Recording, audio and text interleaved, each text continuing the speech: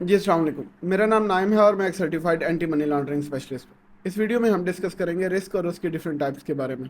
सबसे पहले हम देखते हैं कि रिस्क क्या होता है। अब किसी भी फाइनेंशियल इंस्टीट्यूशन को डिफरेंट टाइप ऑफ रिस्क का सामना होता है। उसमें residual risk, inherent risk, control risk, marketing risk और क्रेडिट रिस्क शामिल है। ये डिफरेंट टाइप के रिस्क हैं, हम इन्हें एक एक करके तफसील से डिस्कस करते हैं।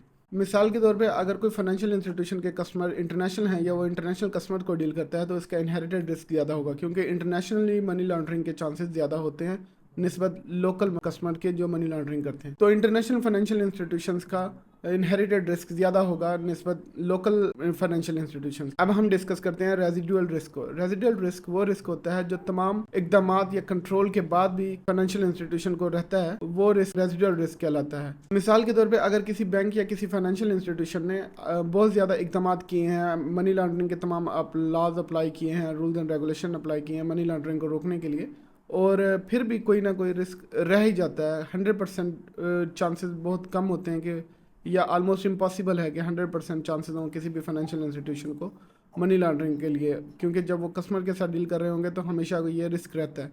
तो वो जो रिस्क जो फिर भी रह जाता है उसे रेजिडुअल रिस्क कहते हैं। अगर किसी फाइनेंशियल इंस्टीट्यूशन के कोई भी इकदामात कम हों मनी लॉन्ड्रिंग के या ज़ीरो को हों तो उसका रेजिडुअल रिस्क इनहेरिटेड रिस्क के बराबर होगा। अब हम डिस्कस करते हैं कंट्रोल रिस्क के बारे में। कंट्रोल रिस्क वो रिस्क होता है जिसमें किसी भी फाइनेंशियल इंस्टीट्यूशन के जो अंदरूनी कंट्रोल है वो नाकाम हो जाए या वो गैर मुअस्सर हो जाए।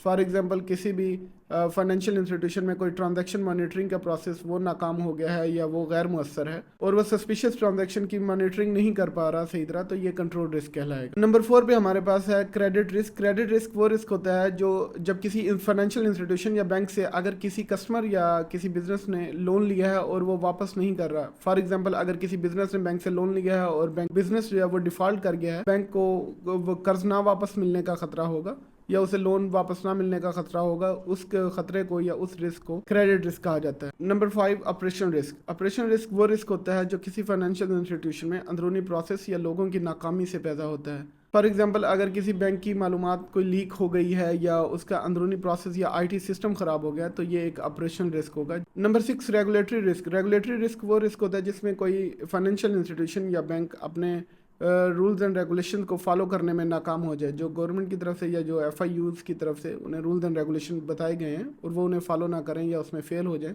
तो वो एक रेगुलेटरी रिस्क होगा।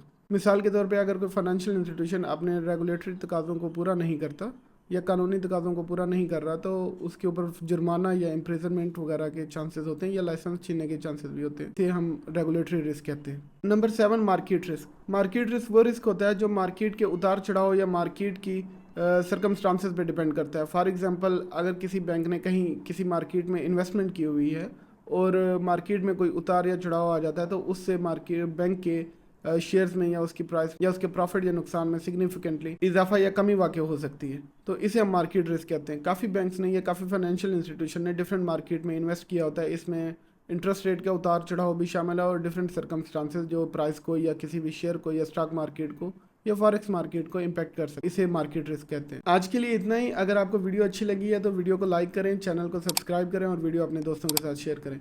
मिलते हैं अगली वीडियो में। अपना ख्याल रखिएगा। अल्लाह हाफिज़।